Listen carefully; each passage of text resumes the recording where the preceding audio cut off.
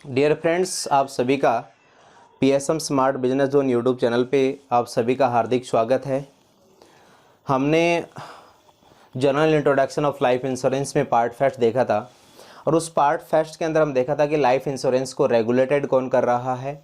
IRD उसको regulated कर रही है और आईआरडी का मेन ऑब्जेक्टिव क्या है, उस मेन ऑब्जेक्टिव को हमने देखा था। उस वीडियोज़ को आपने पूरा देख लिया होगा। आफ्टर दैट हम कंटिन्यू करते हैं किसके ऊपर, पार्ट है सेकंड के ऊपर।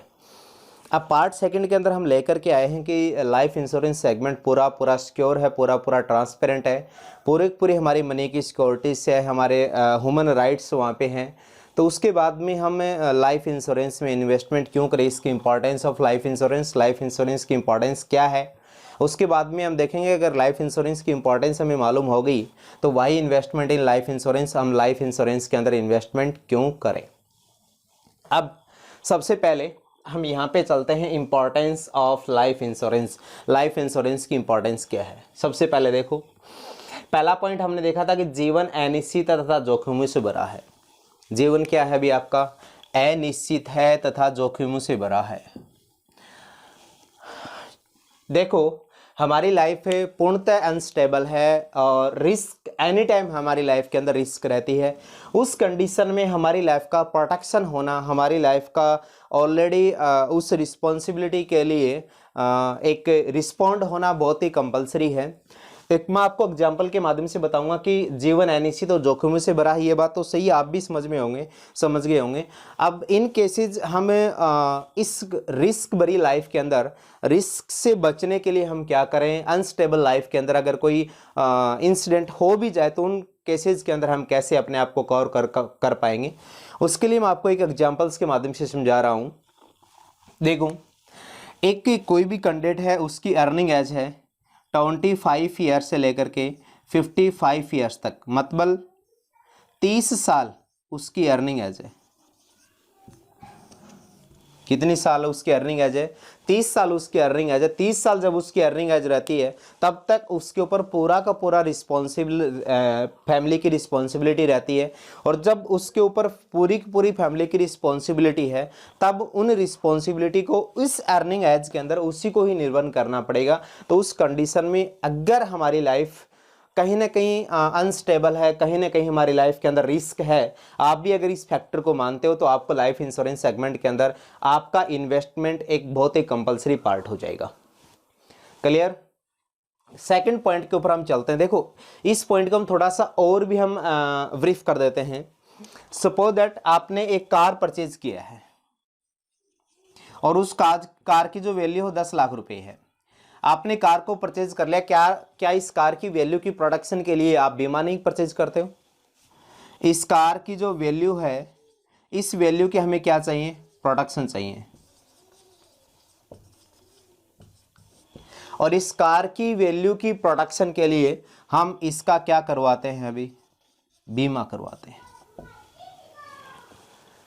अब ये बीमा हम इसलिए करवाते हैं ताकि क्या होता है कि हमारी कार की जो वैल्यू उसकी हमें क्या मिलती रहे, प्रोडक्शन मिलती है। जैसे कार की लाइफ है 15 साल, 10 साल से 15 साल के बीच में होती है। अब इस कंडीशन में इस कार की वैल्यू की हमें क्या मिलती रहे, अभी प्रोडक्शन मिलती रहे। इन केसेस कार जैसे सड़क पे चलती है, जैसे रोड पे चलती है, तो सेम यही सिचुएशन यहाँ लागू होती है। सब कुछ अनिश्चित है, एनी टाइम कार ड्राइव करता है जब ड्राइवर, उसमें एनी टाइम रिस्क रहता है। तो उस कंडीशन में कार की जो 10 लाख की वैल्यू उसको क्या किया जा सके, भी रिकवर किया जा सके। सेम पोजिशन यहाँ पे है जब इंसान अर्निंग फेज के अंदर होता है। 30 साल जब उसकी अर्निंग फेज होती है, उस अर्निंग फेज के अंदर जब वो अपनी एक फाइनेंशियल ईयर के अंदर जितना पैसा कमाता है उस पैसे को आगे इस अर्निंग एज के अंदर भी कंटिन्यू करना। प्रत्येक सिचुएशन के अंदर अपनी अर्निंग एज के अंदर उस इनकम को भी कंटिन्यू करना, तो ये पॉसिबल हो पाएगा सिर्फ और सिर्फ किसके अंदर, अभी लाइफ इंश्योरेंस के अंदर। ये इंपॉर्टेंस है किसकी, लाइफ इंश्योरेंस की। अगर आप ये चाह रहे हो कि मेरी जो अर्निंग स्लैब है वो 30 साल है और 30 साल मेरी अर्निंग स्लैब के अंदर अगर 30 साल के दौरान कोई भी सिचुएशन मेरे साथ में हो जाए, कोई भी इंसिडेंट अगर मेरे साथ में हो जाए, तो उस केसेस के अंदर इस अर्निंग स्लैब के अंदर मेरी फैमिली को इनकम कंटिन्यू मिलती रहे, या 30 साल में जितना मैं कमा रहा था उतना को उतना अर्निंग स्लैब, उतनी को उतनी अर्निंग स्टेज मेरी फैमिली को एक फाइनेंशियली सपोर्ट के रूप में मिल जाए, ताकि मेरी फैमिली अच्छी तरीके से क्या कर सके, सर्वाइव कर सके। तो उसके लिए एक ही प्लेटफॉर्म है आपके पास में, life insurance. Clear. Next second point के ऊपर चलते हैं, पारिवारिक जिम्मेवारी का दायित्व है। पारिवारिक जिम्मेवारी का दायित्व है, हमारे ऊपर कुछ पारिवारिक जिम्मेवारी होती है और उस जिम्मेवारी की जो रिस्पॉन्सिबिलिटी है वो हमें ही निर्वहन करनी पड़ती है। अब देखो एक एग्जांपल बताता हूं आपको। जब आपकी 25 साल में जब इंसान कमाना स्टार्ट करता है, 25 साल से पहले उसके ऊपर कोई विशेष पारिवारिक जिम्मेवारी नहीं होती है, family responsibility as a negligible होती है। और जब वो 25 ईयर्स में उसकी शादी हो जाती है, बच्चे हो जाते हैं, उसके बाद में 30 साल तक भी कंटिन्यू उसके ऊपर एक परिवार की एक रिस्पॉन्सिबिलिटी रहती है। और उस परिवार की रिस्पॉन्सिबिलिटी को प्रत्येक सिचुएशन में उसको ही निर्वहन करना पड़ेगा, क्योंकि इस परिवार की रिस्पॉन्सिबिलिटी को निर्वहन करने के लिए फाइनेंशियली पिलर आप ही हो, फाइनेंशियली पिलर आप ही हो, तो उस फाइनेंशियली पिलर को प्रोडक्शन भी आपको ही करना पड़ेगा। तो ध्यान रहे कि अगर फाइनेंशियली पिलर के रूप में अगर आप उस फाइनेंशियली पिलर का प्रोडक्शन चाहते हो, तो उस प्रोडक्शन के लिए आपको लाइफ इंश्योरेंस में एक बीमा परचेज करना ही पड़ेगा। एक मैंने एग्जांपल दिया था इस कार से, इससे रिलेटेड मैं आपको बताता हूं। जैसे कोई इंसान मान लीजिए 10 लाख रुपए सालाना कमा रहा है और वो 30 साल कमाएगा, तो कितने रुपए हो गए, 300 लाख रुपए हो गए, अमूमन 3 करोड़ रुपए हो गए। 3 CR रुपए वो अपनी अर्निंग एज के अंदर कमाता है। उसकी अर्निंग एज कितने साल है, 30 साल है। जब वो 300 लाख रुपए कमाता है, मतलब अपने 30 साल के अंदर कितने करोड़ रुपए कमाएगा, 3 करोड़ रुपए कमाएगा। अब ये उसकी फैमिली का एक फाइनेंशियली पिलर है। इसकी अर्निंग एज है 30 साल, 30 साल के अंदर उसकी फैमिली मेंबर है। ये एक पेड़ की टहनी है, मान लो एक फैमिली मेंबर है, ये दूसरा फैमिली मेंबर है, ये तीसरा फैमिली मेंबर है, ये चौथा फैमिली मेंबर है, ये पांचवा फैमिली मेंबर है, छठा फैमिली मेंबर है। सारे के सारे फैमिली मेंबर 30 साल तक इस फाइनेंशियली पिलर के ऊपर टिके रहेंगे। और फाइनेंशियली पिलर कौन हो भाई, आप हो। और जब आप इसके फाइनेंशियली पिलर हो, तो इस 30 साल के अंदर इसको जो फाइनेंशियली नीड है, वो फाइनेंशियली नीड देना सिर्फ और सिर्फ आपकी रिस्पॉन्सिबिलिटी है। और जब आप इसको फाइनेंशियली सपोर्ट कर पाओगे, तभी ये लोग अपनी, आप इसके ऊपर क्या हो कि भी कंप्लीटली इंडिपेंडेंट हो। ये जो कैंडिडेट हैं 1 2 3 4 5 और 6, ये कैंडिडेट कंप्लीटली आपके ऊपर डिपेंड है। ये भी आपके ऊपर डिपेंड है, ये भी आपके ऊपर डिपेंड है, ये भी आपके ऊपर डिपेंड है, ये भी आपके ऊपर डिपेंड है, ये भी आपके ऊपर डिपेंड है, ये भी आपके ऊपर डिपेंड है। तो इन सिचुएशन अगर कोई इंसिडेंट हो भी गया, तो कोई सिचुएशन अगर क्रिएट हो भी गई, तो उस दौरान क्या होगा भी, उस दौरान क्या होगा भी, आपकी जो 30 साल की जो फाइनेंशियली ईयर थी, आपका जो अर्निंग स्लैब था, उस अर्निंग स्लैब के अंदर आप कमाने वाले थे 3 करोड़ रुपए। ठीक है। अगर आपके पास कोई इंसिडेंट आ गया, सपोज दैट आप एक परमानेंट डिसेबल हो गए, तो उस कंडीशन में जो फैमिली मेंबर है, क्या ये फैमिली मेंबर अर्निंग स्लैब के अंदर चले जाएंगे, नहीं जाएंगे। इसको अर्निंग स्लैब में जाने के लिए टाइम लगेगा। और जब तक ये जो फाइनेंशियली पिलर था, ये फाइनेंशियली पिलर वीक हो चुका है। भाई किसी भी रीजन से वीक हो सकता है कि इंसान है नेचुरली गॉड गिफ्टेड मिला हुआ है। आजकल तो अगर आर्टिफिशियल भी हम मिलाते हैं, बनाते हैं ना, तो उसकी भी एक लिमिटेशन टाइम पीरियड होता है। अगर हम कोई आर्टिफिशियल पिलर भी बनाए, तो उस आर्टिफिशियल पिलर का भी एक लिमिटेड टाइम पीरियड होता है कि इतने टाइम के बाद में क्रैश हो जाएगा। हमें तो गॉड गिफ्टेड है, भगवान ने हमें बनाया है, तो उस कंडीशन में इस 30 साल की अर्निंग एज के अंदर कोई भी सिचुएशन क्रिएट हो सकती है। तो क्या ये 3 करोड़ का जो फाइनेंशियली पिलर था, इस 3 करोड़ के फाइनेंशियल पिलर का बीमा होना चाहिए, नहीं होना चाहिए? क्या आप इस बात से सहमत हो? अगर आपने 3 करोड़ के इक्विवेलेंट इस फाइनेंशियली पिलर का बीमा करवा रखा है, तो आप अपनी फैमिली के लिए एक रिस्पॉन्सिबल पर्सन हो। अगर आपने बीमा करवा रखा है, तो अगर आपके पास में 30 साल की अर्निंग एज के अंदर अगर कोई सिचुएशन आपके सामने आ भी गई, तो उस कंडीशन में क्लेम हो जाएगा। अगर आपके सामने कोई सिचुएशन नहीं आई, तो आपने 3 करोड़ के इक्विवेलेंट जितनी भी अपनी रिस्पॉन्सिबिलिटी के अकॉर्डिंग आपने अपना इन्वेस्टमेंट कर रखा था, उस इन्वेस्टमेंट के अकॉर्डिंग आपको क्या मिल जाएगी भी, मैच्योरिटी मिल जाएगी। तो क्या आप इस चीज को मानते हो कि पारिवारिक जिम्मेवारियों का दायित्व हमारे ऊपर है? अगर आपके ऊपर पारिवारिक जिम्मेवारी का दायित्व है, आप अपनी फैमिली के लिए एक फाइनेंशियली पिलर हो, तो आपके लिए कंपलसरी पार्ट हो जाएगा कि आपको लाइफ इंश्योरेंस की इंपॉर्टेंस समझना बहुत ही कंपलसरी है। क्लियर? नेक्स्ट हम पॉइंट 3 के ऊपर चलते हैं, अपनी फैमिली का प्रोटेक्शन, अपने परिवार का प्रोटेक्शन, सेम यही चीज है। आप 30 साल के अंदर कमाने वाले थे 3 करोड़ रुपए, अब 3 करोड़ रुपए आपका एक अर्निंग एज के अंदर, जब आपकी अर्निंग स्लैब थी 30 साल, उस 30 साल के अंदर आप 3 करोड़ रुपए कमाएंगे, तो 3 करोड़ एक फाइनेंशियली पिलर है, और उस फाइनेंशियली पिलर में आपके परिवार के जो 5-6 सदस्य हैं, इन सदस्यों को सींचा जाएगा, मतलब इसको एक पोषण मिलेगा, फाइनेंशियली पोषण मिलेगा। अब जब आप फाइनेंशियली पोषण नहीं दे पाए, तो इस क्या ये जो 6 सदस्य, क्या ये 6 के 6 सदस्य उस अर्निंग एज के अंदर चले जाएंगे? नहीं जाएंगे। इसको अर्निंग एज में आने के लिए क्या करना पड़ेगा? अभी टाइम लगेगा, और जब इसको अर्निंग एज में आने के लिए टाइम लगेगा तो आपकी फैमिली क्या हो जाएगी? फाइनेंशियली टूट जाएगी। समझ रहे हो मेरी बात को? तो इस कंडीशन में आपके परिवार का प्रोडक्शन क्या होना चाहिए? अभी आपके फैमिली का प्रोडक्शन होना बहुत ही जरूरी है। 4th नंबर पॉइंट है, अपनी जिम्मेवारी का भार लाइफ इंश्योरेंस कंपनी पे डालना। अपनी जिम्मेवारी का भार, आपकी अर्निंग एज कितने साल है? 30 साल है। 30 साल के अंदर आपने कितने करोड़ रुपए कमाए? भी कितने करोड़ रुपए कमाए आपने? 3 करोड़ रुपए कमाए। अब 3 करोड़ में आप कौन कौन सी जिम्मेवारी का निर्वहन करने वाले थे? कौन कौन सी जिम्मेवारी का आप निर्वहन करने वाले थे? सपोज दैट आपने जो भी जिम्मेवारी ली है, जो भी रिस्पॉन्सिबिलिटी ली है, जैसे अपनी लाइफ का प्रोडक्शन होना चाहिए, बच्चों की पढ़ाई की जिम्मेवारी आपके ऊपर है, बच्चों की शादी की जिम्मेवारी आपके ऊपर है, बच्चों के लिए मकान की जिम्मेवारी आपके ऊपर है, अगर आप प्राइवेट सेक्टर में हो तो बुढ़ापे में पेंशन की जिम्मेवारी आपके ऊपर है। तो जब ये जिम्मेवारी आपके ऊपर है, तो सारी की सारी जिम्मेवारी, अगर आपने 3 करोड़ के इक्विवेलेंट बीमा ले लिया है, मैच्योरिटी और मैच्योरिटी के साथ में आपने बीमा ले लिया, तो जो जो रिस्पॉन्सिबिलिटी आपके ऊपर थी, उन रिस्पॉन्सिबिलिटी के लिए आपने इस 3 करोड़ में से जो भी प्रीमियम निकाला था, उस प्रीमियम के अकॉर्डिंग आपको क्या मिल जाएगा? अभी बीमा मिल जाएगा। मतलब अपनी जिम्मेवारी का जो भार था, वो सारा का सारा भार आपने किसके ऊपर डाल दिया? लाइफ इंश्योरेंस कंपनी के ऊपर डाल दिया। मतलब इस 30 साल के अर्निंग स्लैब के अंदर आपके साथ में अगर कोई भी सिचुएशन क्रिएट भी हो जाए, या पॉलिसी होल्डर के साथ में अगर कोई सिचुएशन क्रिएट भी हो जाए, तो उस सिचुएशन के अंदर होता क्या है? आपकी फैमिली को प्रोटेक्शन मिल जाएगा, और उस प्रोटेक्शन के अंदर आपकी जो भी रिस्पॉन्सिबिलिटी 30 साल के एज के अंदर आपने सारी की सारी अपनी रिस्पॉन्सिबिलिटी को निर्वहन कर दिया है। तो एक ऐसा प्लेटफॉर्म, जिस प्लेटफॉर्म के अंदर आपकी परिवार की जो जिम्मेवारी है, अपनी जिम्मेवारी का जो भार है, अगर आपको लाइफ इंश्योरेंस कंपनी के ऊपर डालना है, तो आप मैक्सिमम से मैक्सिमम इन्वेस्टमेंट कीजिए किसके ऊपर भी? लाइफ इंश्योरेंस में। क्लियर?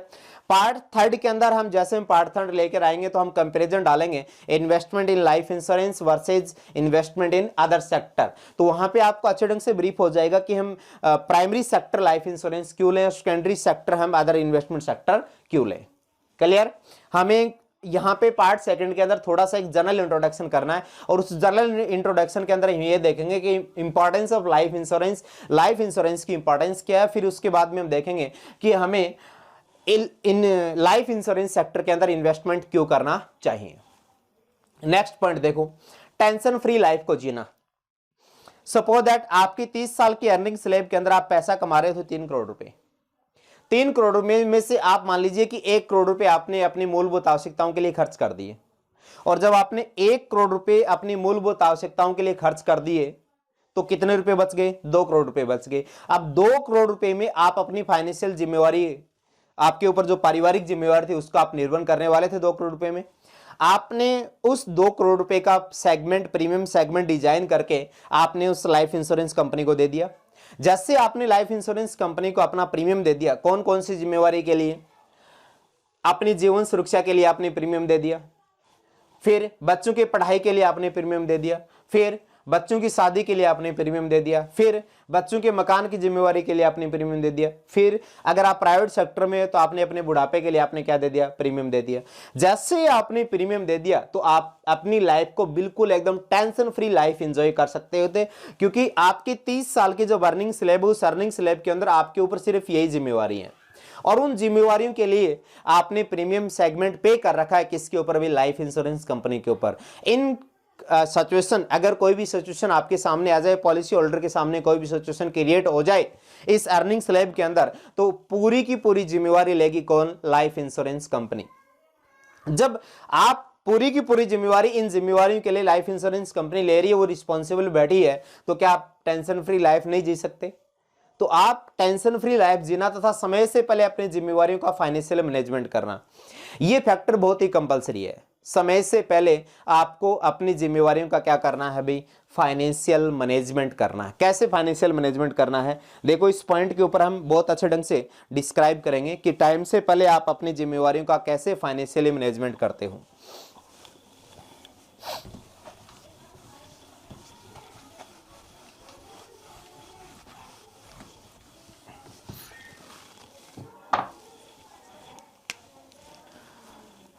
देखो आपकी एज है 25 ईयर्स। 25 ईयर्स के अंदर आपने डिसाइड किया कि मुझे बच्चों की शादी करनी है, ठीक है। जैसे आपकी मैरिज होगी, मैरिज होते आपने डिसाइड किया कि बच्चे होंगे, बच्चे होते आपने डिसाइड किया कि मुझे बच्चों की शादी करनी है। सपोज दैट 2 बच्चे हैं। उन 2 बच्चों की शादी के लिए आपको आज से 20 से 25 साल के बाद एक अमाउंट चाहिए, और वो जो अमाउंट चाहिए 2 बच्चों की शादी के लिए मान लीजिए 30 लाख रुपए चाहिए। क्लियर। अब उस 30 लाख रुपए के लिए आप ये मान लीजिए कि 60,000 रुपए का प्रीमियम ईयरली निकाल रहे हो। कितना निकाल रहे हो, 60,000 रुपए का प्रीमियम ईयरली निकाल रहे हो। और जैसे आप 60,000 रुपए के, एक एग्जाम्पल लिया मैंने, आप 60,000 रुपए का प्रीमियम ईयरली निकालोगे तो ये प्रीमियम आपको मात्र 12 साल पे करना है। और 12 साल पे करने के बाद में लाइफ इंश्योरेंस कंपनी आपको 24 साल या 20वीं साल या 25वीं साल, वो उस प्लान के अकॉर्डिंग है। जब हम सिस्टम के ऊपर जाते हैं, आपने 12 साल 60,000 पे किया, जैसे 24 साल आप अपने बच्चों की शादी करते हो तो आपको कितने रुपए मिल जाएंगे, 30 लाख रुपए मिल जाएंगे। ये टाइम से पहले अपना फाइनेंशियल मैनेजमेंट है। आज आपके लिए 60,000 रुपए निकालना कोई बड़ी चीज नहीं है, आप इजीली निकाल सकते हो। बट जिस समय 2 बच्चों की शादी की एज हो जाएगी, उस समय आप 30 लाख रुपए आपको लिक्विड में इकट्ठा करना आपके लिए एक बहुत बड़ा चुनौती हो जाएगा। और ये तो चलो ठीक है, अभी आप बिल्कुल एकदम कुशल मंगल हो, आप जो फाइनेंशियली पिलर हो, बच्चों की शादी कि टाइम पे आपका बिल्कुल एकदम परमात्मा की दया से बहुत अच्छा कारोबार चल रहा है, बहुत अच्छा सिस्टम चल रहा है, कोई भी हेल्थ इश्यूज नहीं है, कोई भी आपके साथ में कोई भी इंसिडेंट नहीं है, तो उसमें हो सकता है कि आप ये 30 लाख रुपए कलेक्ट कर लो। बट कलेक्ट करने के लिए आपके लिए एक बहुत बड़ी प्रॉब्लम्स आपके सामने क्रिएट हो जाएगी। अगर इन केसेज कोई सिचुएशन हो गई तो ये 30 लाख रुपए कौन कलेक्ट करेगा? क्या आपने ये जिम्मेवारी अपने परिवार के किसी सदस्य को दे रखी है? क्या आपके लिए ऐसा कोई रिस्पॉन्सिबल पर्सन है कि आपकी अर्निंग स्लैब के अंदर अगर आपके साथ कोई इंसिडेंट हो गया तो इसका इंतजाम कौन करेगा? कोई नहीं है, कोई नहीं है। इस बात को कटु सत्य है, आप इस चीज को नोटिस कर लेना। अगर इस 30 लाख रुपए का कोई इंतजाम भी कर देगा तो वो एज ए इंटरेस्ट पे इंतजाम करेगा। मतलब आपके बच्चे अर्निंग स्लैब में आए नहीं है, उससे पहले आपके बच्चों के ऊपर एक फाइनेंशियली भार आ गया, और वो भी एक बहुत बड़ा भार आ गया। तो समय से पहले आप अपनी जिम्मेवारियों का क्या कर रहे हो भाई, फाइनेंशियली मैनेजमेंट कर रहे हो। क्लियर। तो हमने देखा था importance of life insurance, life insurance की इंपॉर्टेंस क्या है। एक बार हम सारे पॉइंट को एक बार पुनः से ब्रीफ करते हैं। सबसे पहले जीवन अनिश्चित तथा जोखिमों से भरा है। दूसरा, पारिवारिक जिम्मेवारी का दायित्व है हमके ऊपर। तीसरा, अपने परिवार का प्रोटेक्शन चाहिए हमें, अपनी जिम्मेवारी का भार लाइफ इंश्योरेंस कंपनी पर डालना है। पांचवा, टेंशन फ्री लाइफ जीना तथा समय से पहले अपनी जिम्मेवारियों का क्या करना है भाई, फाइनेंशियली मैनेजमेंट करना है। क्लियर। अब बात आती है why investment in life insurance. हम लाइफ इंश्योरेंस के अंदर इन्वेस्टमेंट क्यों करें? देखो, जहां तक मेरा मानना है, जहां तक मैं उन चीजों को मानता हूं, वहां तक हम कुछ चीजें डिस्क्राइब करते हैं। हमारी मूलभूत आवश्यकताएं रोटी, कपड़ा और मकान। आप जो भी फाइनेंशियल ईयर के अंदर जो भी कमा रहे हो, उसमें आपका जो प्राइमरी जो नीड है आपकी रोटी, कपड़ा और मकान, उसके साथ में कुछ फाइनेंशियली नीड होती है, उनको हमें कंप्लीट करना ही होता है। रोटी, कपड़ा और मकान या कुछ जो फाइनेंशियली नीड है, प्राइमरी जो फाइनेंशियली नीड है, उनको कंप्लीट करने के बाद में जहां तक मैं मानता हूं वहां तक जरूरी आवश्यकताएं हैं प्राइमरी सेगमेंट के अंदर। वो जरूरी आवश्यकता है, सबसे पहले जरूरी आवश्यकता अपने जीवन की सुरक्षा। एक एक चीज हम डिस्क्राइब करेंगे। देखो, आप अपनी फैमिली के लिए एक फाइनेंशियली पिलर हो। आप अपनी फैमिली के लिए क्या हो, एक फाइनेंशियली पिलर हो, एक परिवार के मुखिया हो, और आपके परिवार के अंदर 6 सदस्य हैं, 1 2 3 4 5 और 6। आपने 25 साल के एज में कमाना स्टार्ट किया, आपकी अर्निंग एज है 55 साल, मतलब आपका जो अर्निंग स्लैब रहेगा वो कितने साल का रहेगा, 30 साल का रहेगा। और आपने ये प्री डिसाइड कर लिया कि 30 साल तक मैं सालाना 10 लाख रुपए कमाता हूं, 1 साल का 10 लाख रुपए कमाऊंगा, तो 30 साल का कितने रुपए हो जाएगा अभी, 10 लाख से मल्टीप्लाई कर दो, मतलब 300 लाख रुपए हो गए, अप्रोक्सीमेट 3 करोड़ रुपए हो गए। आपने इस 25 साल की एज में आपने कमाना स्टार्ट किया और 55 साल की एज तक आपने कितने करोड़ रुपए कमाए, 3 करोड़ रुपए कमाए। अब देखो, आप अपने परिवार के लिए इस 55 साल की एज तक एक फाइनेंशियली पिलर हो, 55 साल की एज तक क्या हो, एक फाइनेंशियली पिलर हो, और आपको 55 साल की एज तक फाइनेंशियली पिलर बनना पड़ेगा, ये श्योरिटी है। क्योंकि जब आपकी एज 55 साल होगी तो 55 साल के बाद में ये जो आपके परिवार के जो सदस्य हैं, ये सदस्य अपनी अर्निंग एज के अंदर आ जाएंगे, उससे पहले अर्निंग एज के अंदर नहीं आएंगे। जब आपकी ये 30 साल अर्निंग एज है, तब आपके परिवार के सदस्य कंप्लीटली आप पिलर के ऊपर डिपेंड है। अब सोचिए, 30 साल मैंने इसी पॉइंट को लिया था कि जीवन अनिश्चितता जोखिमों से भरा है, जीवन के एनी स्टेप के अंदर रिस्क है, और जब एनी स्टेप के अंदर रिस्क है, अगर 30 साल के अंदर कोई इंसिडेंट हो गया तो इस 30 साल के अंदर आपके ऊपर कौन कौन सी जिम्मेवारी थी, उस जिम्मेवारी को हम डिटेल से चर्चा करेंगे। सबसे पहले जिम्मेवारी है कि जीवन की सुरक्षा, अपनी लाइफ का प्रोटेक्शन होना बहुत ही जरूरी है, क्योंकि 30 साल के अंदर आप अपने परिवार को पैसे कमा के देते, कितने करोड़, 3 करोड़ रुपए कमा के देते। आप परमानेंट डिसेबल हो गए, आपको कोई टर्मिनल इलनेस हो गया, आप भगवान ना करे बट होते हैं भी, बहुत से इंसिडेंट होते हैं, उन इंसिडेंटों को हम नहीं रोक सकते, हम हमारे साथ में ब्लेसिंग ले सकते हैं।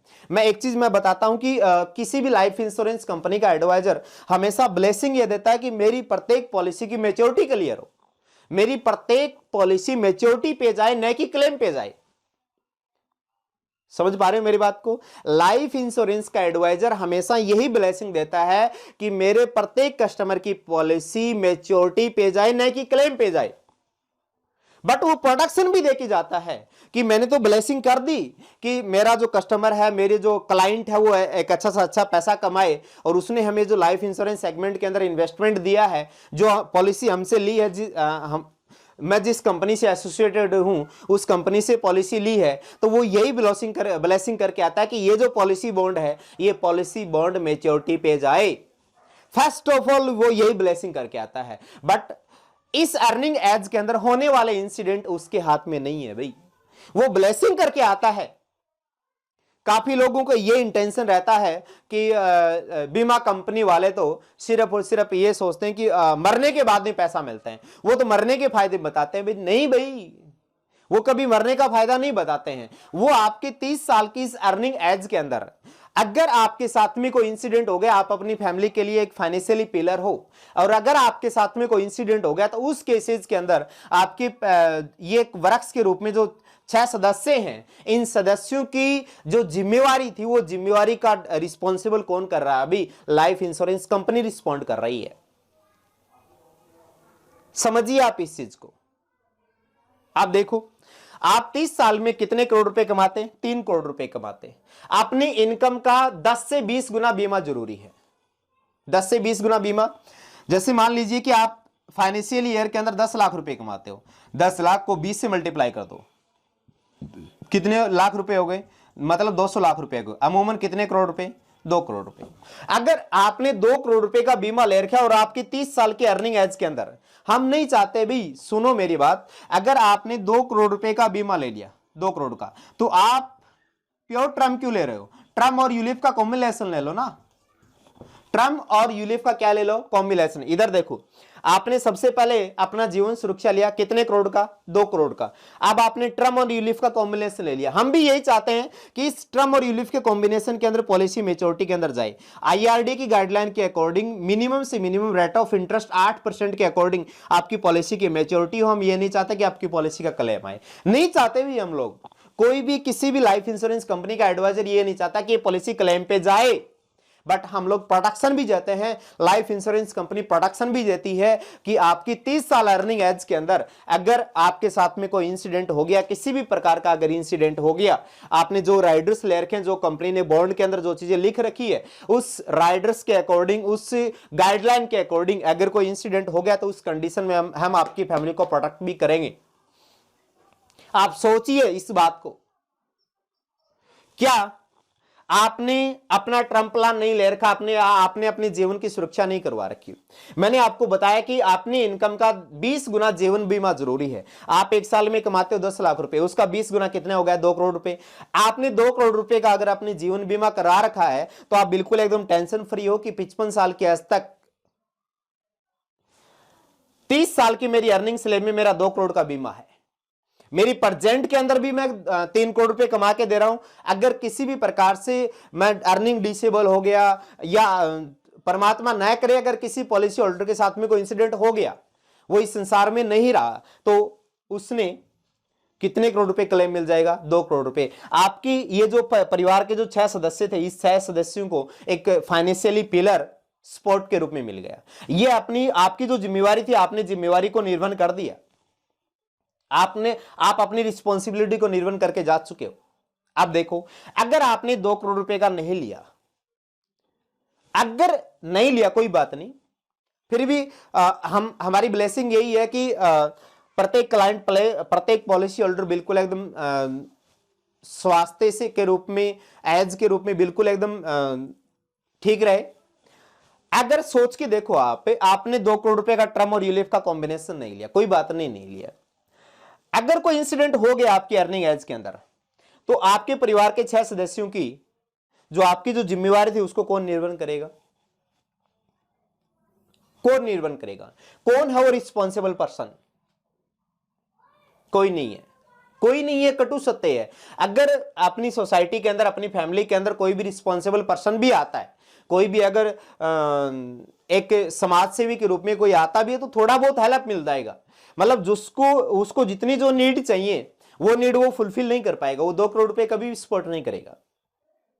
वो ठीक है, एक नॉर्मली लाइफ जीने के लिए उसको जो भी नीड चाहिए, जब तक वो अपनी अर्निंग एज के अंदर नहीं आते हैं, और उसको टाइम से पहले भी अर्निंग एज के अंदर भी आना पड़ सकता है, और जब तक वो अर्निंग एज के अंदर नहीं आते हैं तब तक एक नॉर्मल लाइफ जीने के लिए जो एक्सपेंस है वो एक्सपेंस वो सपोर्ट कर देगा। दूसरी बात, अगर कोई सपोर्ट भी करता है तो किसके रूप में सपोर्ट करेगा? एज ए इंटरेस्ट के रूप में सपोर्ट करेगा। किसके रूप में सपोर्ट करेगा? एज ए इंटरेस्ट के रूप में सपोर्ट करेगा। और एज ए इंटरेस्ट के रूप में सपोर्ट करना, मेरा यह मानना है कि कोई भी फैमिली मेंबर, कोई भी सोसाइटी मेंबर, कोई भी रिलेटिव मेंबर अगर एज ए इंटरेस्ट के रूप में सपोर्ट करता है तो वो एक इंसानियत के रूप में सपोर्ट नहीं कर रहा है, वो उस पैसे से ब्याज कमाने के लिए सपोर्ट कर रहा है। उसको पता है कि अब यहां नीड है, यहां पोटेंशियल है और इनको ब्याज देना पड़ेगा, इनको अपनी फाइनेंशियल नीड पूरी करने के लिए, तब वो वहां पे पैसा देता है। और एक कटु सत्य मैं आपको बता देता हूं कि आज की टाइम के अंदर रिलेशन की हालात क्या है। आपके सोसाइटी रिलेशन, पारिवारिक रिलेशन, जो भी रिलेशन है, उनकी मेन सिचुएशन क्या है? रिश्ते, या तो उस रिलेशन में कहीं ना कहीं स्वार्थ छिपा हुआ है, दूसरा उस रिलेशन के पीछे पैसा है। ठीक है, पहले होता था, अगर हम 20 साल 30 साल बैक में जाएं तो यहां इंसानियत भी बैठी होती थी, बट ये चीज यहां पे आज खत्म हो गई है। रिलेशन बन रहे हैं या तो उसका कोई निजी स्वार्थ है, हो सकता है कि उसकी जो डेजिग्नेशन है, आप उसकी डेजिग्नेशन की स्लैब के अंदर आ रहे हो, आप उसकी कल्चर के अंदर हो, समझ पा रहे हो? कहीं ना कहीं उसके ऊपर एक स्वार्थ है। इस चीज के ऊपर भी हम एक वीडियो बनाएंगे पूरा। या आप उनके साथ में, उनके इक्विवेलेंट आपके पास में एक फाइनेंशियल सपोर्ट है, तभी रिलेशन बिल्ड होते हैं। अकेले हम ये देखें कि उसका कोई निजी स्वार्थ भी नहीं है, फाइनेंशियल सपोर्ट भी उसके इक्विवेलेंट नहीं है, और हम ये देखें कि ओनली फॉर इंसानियत के तौर पे हम इससे रिलेशन बना ले तो वो कभी भी रिलेशन नहीं बनाएगा। यहां पर रिलेशन नहीं बनते हैं भाई, आज की टाइम के अंदर कभी भी रिलेशन नहीं बनते ऐसे। और अगर उसको कोई भी स्वार्थ नहीं होता, पैसे के रूप में वो रिलेशन बिल्ड नहीं करता, एज ए इंसानियत के रूप में बिल्ड करता, तो जो आज की टाइम में काफी बार हम देखते हैं जो भिखारी होते हैं, भीख मांगते हैं बेचारे अपना जीवन गुजारने के लिए, उनके साथ में तो कोई रिलेशन बिल्ड नहीं करता। काफी बार तो लोग रोड पे चलते हैं उनको अवॉइड करने का प्रयास करते हैं। तो आज की टाइम में जितने भी रिश्ते, जितने भी रिलेशन है ना, उनके पीछे मेन हकीकत यह है कि वो रिश्ता या तो स्वार्थ के साथ में जुड़ा हुआ है या फिर पैसे के साथ में जुड़ा हुआ है। तीसरा आता है इंसानियत। अगर आपके साथ में कोई स्वार्थ है और पैसे के साथ में रिलेशन बिल्ड है तो वो अपनी इंसानियत दिखा देगा। अगर ये दोनों चीजें नहीं है तो इस चीज के ऊपर कभी भी काम नहीं होगा। ये फैक्ट है, दुनिया का कटु सत्य है। तो बताइए, आपकी 30 साल की अर्निंग एज के अंदर आप 3 करोड़ रुपए कमाते, 1 करोड़ रुपए आपने खर्च कर दी, 2 करोड़ रुपए फाइनेंशियली सपोर्ट आपके इन 6 सदस्यों को चाहिए थी, कौन दे देगा? समझ पा रहे हो मेरी बात को? समझिए आप इस पॉइंट को। और मैंने आज की टाइम के जो रिलेशन है उस रिलेशन की मैंने आपको हकीकत बता दी है कि उसकी मेन हकीकत क्या है। क्लियर? नेक्स्ट देखो, बच्चों की पढ़ाई की जिम्मेवारी। आपने 30 साल में कमाया,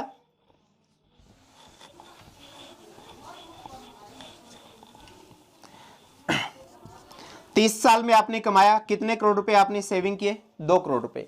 2 करोड़ रुपए में सबसे पहले रिस्पॉन्सिबिलिटी बनती है कि आप अपनी इनकम का 20 गुने के लिए प्रीमियम निकालिए। 20 गुने के लिए आप क्या कीजिए? टर्म प्लान लीजिए और टर्म और यूलिप का कॉम्बिनेशन लीजिए, ताकि इसके अंदर क्या मिलेगा भी, आपको रिटर्न भी मिलेगा। क्लियर? पहले रिस्पॉन्सिबिलिटी। दूसरी रिस्पॉन्सिबिलिटी इन्हीं 20 करोड़ में से, पहला काम हो गया, सॉरी 2 करोड़ में से, इसी 2 करोड़ में से दूसरा काम है कि आपको अपने बच्चों की पढ़ाई की जिम्मेवारी के लिए आप एक फाइनेंशियली मैनेजमेंट कीजिए। बच्चों की क्या करनी है अभी, पढ़ाई करवानी है, उस पढ़ाई के लिए आप क्या कीजिए? फाइनेंशियली मैनेजमेंट कीजिए। इन्हीं 2 करोड़ में से आपकी तीसरी जिम्मेवारी रहेगी बच्चों की शादी के लिए आप फाइनेंशियल मैनेजमेंट कीजिए। इन्हीं 2 करोड़ में से आपकी जिम्मेवारी रहेगी, चौथा पॉइंट है, बच्चों के लिए मकान के लिए आप फाइनेंशियल मैनेजमेंट कीजिए। और इन्हीं 2 करोड़ में से अगर आप प्राइवेट सेक्टर में, तो आपकी जिम्मेवारी है कि बुढ़ापे के अंदर आपको क्या मिलनी चाहिए? पेंशन मिलनी चाहिए। अब अगर 2 करोड़ रुपए में से आपने इसके लिए प्रीमियम निकाल दिया, इसके लिए निकाल दिया, इसके लिए निकाल दिया, इसके लिए निकाल दिया, इसके लिए निकाल दिया, उसके बाद में अगर मान लीजिए आपके पास में 1 करोड़ रुपए भी बचते हैं, 50 लाख रुपए बचते हैं, ये आप इन्वेस्ट कर सकते हो। ये आप इन्वेस्ट कर सकते हो अदर इन्वेस्टमेंट सेक्टर के अंदर। बट सबसे पहले आप प्राइमरी नीड किसको दीजिए? लाइफ इंश्योरेंस सेगमेंट को दीजिए। अगर आपने इसके लिए प्रीमियम निकाला है, 30 साल तक आपकी जब अर्निंग स्लैब रहेगी, हो सकता है आपको 55 से ज्यादा ही कवर कर दे। 55 से जैसे मैंने 50 लाख रुपए का टर्म प्लान ले रखा, टर्म और रिलीफ का कॉम्बिनेशन है, अब उसके अंदर मुझे 67 साल के एज तक क्या कर रहा है? अभी कवर कर रहा है। तो हो सकता है कि आपको 55 से ज्यादा ही कवर कर दे, वो तो उसके पॉलिसी की टर्म्स एंड कंडीशन के अकॉर्डिंग रहेगा आपको, ठीक है। बट मिनिमम से मिनिमम कितना चाहिए आपको? 55 साल के, 25 से 55 साल के एज के बीच में आपको अपनी फैमिली के प्रोटेक्शन के लिए टर्म प्लान बहुत ही जरूरी है। सेकंड पॉइंट, फिर आपने बच्चों की पढ़ाई के लिए अपनी 25 साल के एज के अंदर ही आपने प्रीमियम निकालना स्टार्ट कर दिया, लाइफ इंश्योरेंस सेगमेंट में डाल दिया। फिर आपने बच्चों की शादी के लिए प्रीमियम निकालना स्टार्ट कर दिया। फिर आपने बच्चों के लिए मकान के लिए प्रीमियम निकालना स्टार्ट कर दिया। अपनी बुढ़ापे में पेंशन के लिए आपने प्रीमियम निकालना स्टार्ट कर दिया। आपने 5 जिम्मेवारी लाइफ इंश्योरेंस कंपनी पे डाल दी। After that second investment sector अगर आप लेते हो तो अदर जो इन्वेस्टमेंट सेक्टर हैं, प्रॉपर्टी है, गोल्ड है, जिसको हम पार्ट सेकंड के अंदर, नहीं सॉरी पार्ट थर्ड के अंदर बहुत डिटेल से हम चर्चा करेंगे, उसके अंदर आप डाल सकते हो। बट प्राइमरी नीड ये है। अब इधर आओ, यहां देखो, लोग ये कहते हैं कि बीमा कंपनी के अंदर मरने के बाद में पैसा मिलता है। बीमा कंपनी एक सेविंग सेगमेंट ही है, बट उस सेविंग सेगमेंट के साथ में आपको क्या देती है? अभी प्रोडक्शन भी देती है। क्या देती है? प्रोडक्शन भी देती है। अब आपने 2 करोड़ में से प्रीमियम निकाला टर्म और रिलीफ के लिए। प्रत्येक लाइफ इंश्योरेंस कंपनी का एडवाइजर यही ब्लेसिंग करता है कि मेरी सारी पॉलिसियों की मेच्योरिटी क्लियर हो। वो कभी भी ये ब्लेसिंग नहीं करेगा कि ये मेच्योरिटी क्लेम पे जाए। तो भी सेविंग सेगमेंट है ना, ये तो सेकेंडरी है, ये तो सेकेंडरी भी क्या कि कोई रेयर सिचुएशन के अंदर पॉलिसी होल्डर के साथ में अगर कोई इंसिडेंट हो जाए तो प्रोटेक्शन दे रहे हैं भैया हम। उस कंडीशन में आपका परिवार, आपकी सोसाइटी, आपके रिश्ते, आपके चाहने वाले, आपकी फैमिली को प्रोटेक्शन नहीं देंगे। और ये आज के टाइम में दुनिया की सच्चाई है। सिर्फ मैंने बताया था कि प्रोडक्शन उसी कंडीशन में, या तो आपका उसके साथ में कहीं स्वार्थ छिपा हुआ है या फिर पैसे के साथ में कहीं कनेक्शन है, तो तीसरा इंसानियत आ सकती है। अगर स्वार्थ और पैसा नहीं है तो इंसानियत कहीं काम नहीं करेगी, इंसानियत वाला फैक्ट्री काम नहीं करेगा। ये निकाल दीजिए आप भरम माइंड से। और काफी लोग जो इस वीडियो को सुन रहे हैं उनके सामने सच्चाई है और वो चीज बता भी देंगे ये कि बिल्कुल सर आप राइट बोल रहे हो। और काफी फैमिली की मैंने ये रियल सिचुएशन भी देखी है, बहुत डीप में जाकर के मैंने उस सिचुएशन को कैलकुलेट किया है कि आज एक ये परिवार है और इसका जो क्लाइंट बेस है, इसके जो रिश्तेदार है, सोसाइटी है, बहुत फाइनेंशियली स्ट्रांग है, उसके बाद में आज इस स्टेज पे बैठा हुआ है। क्लियर? क्योंकि इसके जो स्वार्थ थे वो खत्म हो गए हैं, पैसे के साथ में जो कनेक्शन था वो खत्म हो गया है। उसके बाद में तीसरा जो कनेक्शन था इंसानियत का, वो मर चुका है। हाँ, इतना इंसानियत के तौर पे, अगर इंसानियत के तौर पे करेंगे तो एज ए इंटरेस्ट आपको पे करेंगे, कोई विदाउट इंटरेस्ट पे नहीं करेगा। और आफ्टर दैट अगर इंसानियत के तौर पे आपकी फैमिली को सपोर्ट करने वाले हैं तो वो सिर्फ और सिर्फ उतना ही सपोर्ट कर सकते हैं जितना आपको जीवन जीने के लिए एक सफिशिएंट बैलेंस चाहिए। आपको अपनी जिम्मेवारी, आपकी फैमिली की जिम्मेवारी कंप्लीट करने के लिए वो लोग कभी भी आगे नहीं आएंगे। आज आप 30 साल के अर्निंग एज के अंदर 3 करोड़ रुपए कमाते, 1 करोड़ रुपए खर्च हो जाते, 2 करोड़ रुपए आप बचाते। 2 करोड़ रुपए में से अगर आप चाहते, क्या देखूं कि मुझे 2 करोड़ का टर्म प्लान चाहिए और इस 2 करोड़ के टर्म प्लान के अंदर मैं जितना भी प्रीमियम दे रहा हूं उस प्रीमियम के अकॉर्डिंग अगर मुझे मेच्योरिटी मिलती, जैसे मैंने मेच्योरिटी मान लीजिए 50 लाख रुपए। अब लाइफ इंश्योरेंस कंपनी का एडवाइजर ये ब्लेसिंग करता है कि अगर क्लेम आ गया तो कितना मिलेगा, 2 करोड़। वो 30 साल में कितना कमाता, 3 करोड़, 1 करोड़ तो लग जाता, 2 करोड़ ही बचता। तो 2 करोड़ उनके पास में एक सफिशिएंट फंड चला जाएगा, वो फैमिली बैकबोन नहीं जाएगी। और फैमिली जब बैकबोन नहीं जाती है तो वो आराम से सर्वाइव कर सकती है, उसको किसी के सामने हाथ फैलाने की नौबत नहीं आएगी। और अगर कुछ नहीं हुआ, ब्लेसिंग भी यही रहती है हमारी कि मेच्योरिटी पे जाए तो उसको रिटर्न मिल रहा है भी कितना, 50 लाख रुपए। क्लियर? अब आ जाओ, बच्चों की पढ़ाई के लिए उसको 20 साल कंटिन्यू इनकम चाहिए और बच्चों की पढ़ाई के लिए उसने मान रखे कि मुझे 30 लाख रुपए बच्चों की पढ़ाई के लिए चाहिए। अब मेच्योरिटी पे हम लोग ये ब्लेसिंग करते हैं कि मेच्योरिटी पे जाएं तो उसको 30 लाख रुपए मिलेंगे भी। अगर कोई इंसिडेंट हो गया तब हम जाते हैं किसके ऊपर भाई, क्लेम के ऊपर। अगर मेच्योरिटी के बराबर बीमा है तो 30 लाख रुपए एज ए क्लेम मिल जाएंगे, उन बच्चों की स्टडी होने वाली है, कोई रोकने वाला नहीं है। फिर आपने प्लान कर रखा है कि मुझे 2 बच्चों की शादी के लिए 50 लाख रुपए लगाने हैं, उसके लिए आपने प्रीमियम निकाल दिया। अब पॉलिसी अगर मेच्योरिटी पे जाती है तो 50 लाख रुपए मिल जाएंगे, और अगर मेच्योरिटी के बराबर उसमें उसने बीमा ले रखा है तो अगर पॉलिसी क्लेम के ऊपर जाती है तो कितने लाख रुपए मिल जाएंगे, 50 लाख रुपए मिल जाएंगे। अब देखो, आपने हाउस के लिए प्लान कर रखा है कि मुझे 70 लाख रुपए हाउस पे लगाने हैं, बच्चों को मकान बना के देना, बढ़िया। आपने 70 लाख रुपए के अकॉर्डिंग प्रीमियम पे कर दिया। जब बच्चों के मकान के लिए टाइम आया तो आपने मकान बना के दे दिए। अगर पॉलिसी मेच्योरिटी पे जाती तो 70 लाख रुपए मिल जाएंगे। अगर पॉलिसी क्लेम के ऊपर जाती तो जितना बीमा सपोजर 70 लाख रुपए का बीमा तो क्लेम पे चली जाएगी। आपने अपने बुढ़ापे की पेंशन के लिए आपने सोचा कि 45 साल के बाद मैं जब तक जीऊं तब तक मुझे मंथली 15,000 रुपये मिलने चाहिए। मंथली 15,000 रुपये मिलेंगे आपको। क्लियर? अगर आपने ये किया तो जब तक आप जियोगे तब तक कंपनी आपको मंथली 15,000 रुपये दे रही है। आपके पास में एक फाइनेंशियली सपोर्ट है, बहुत अच्छा सपोर्ट है। और इसके अंदर भी बीमा होता है, इसके अंदर भी कंपनी अगर पॉलिसी क्लेम के ऊपर चलेगी तो इसके अंदर भी बीमा होता है, प्रोडक्शन होता है। चलो ऊपर वाले कंडीशन में आओ, 2 करोड़, 30 लाख, 50 लाख, 70 लाख, ये आपके ड्रीम है 30 साल की अर्निंग एज के अंदर।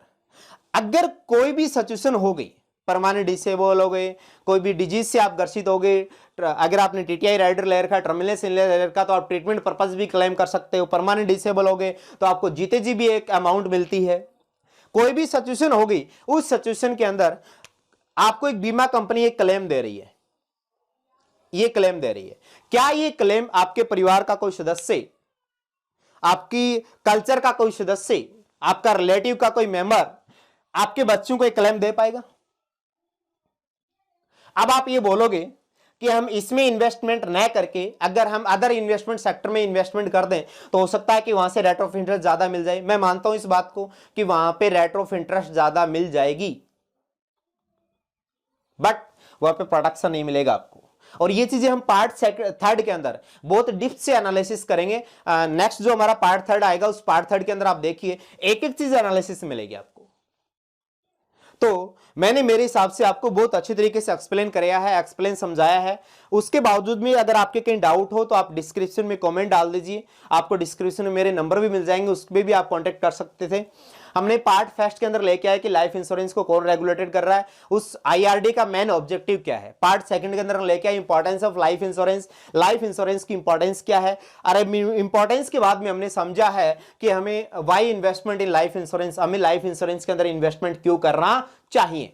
क्लियर। पार्ट थर्ड के अंदर हम देखेंगे कि investment in life insurance versus investment in other investment sector, ताकि लोग क्या करते हैं कि उनके पास में एक अर्निंग तो होती है, उनके पास में एक फाइनेंशियल सपोर्ट तो होता है, बट वो इन्वेस्टमेंट किसको रेफर करते हैं, अदर इन्वेस्टमेंट सेक्टर को प्राइमरी लेते हैं और लाइफ इंश्योरेंस को सेकेंडरी लेते हैं, और वो सेकेंडरी भी नहीं लेते हैं। एक एडवाइजर के द्वारा बार बार समझाने के बावजूद भी आप उसकी इंपॉर्टेंस नहीं समझ पाते। इसलिए आज वही रिजल्ट है। आप देखिए कि लाइफ इंश्योरेंस के अंदर इंडिया के अंदर मात्र 8% लोग सिक्योर हैं और 92% लोग अनसिक्योर हैं।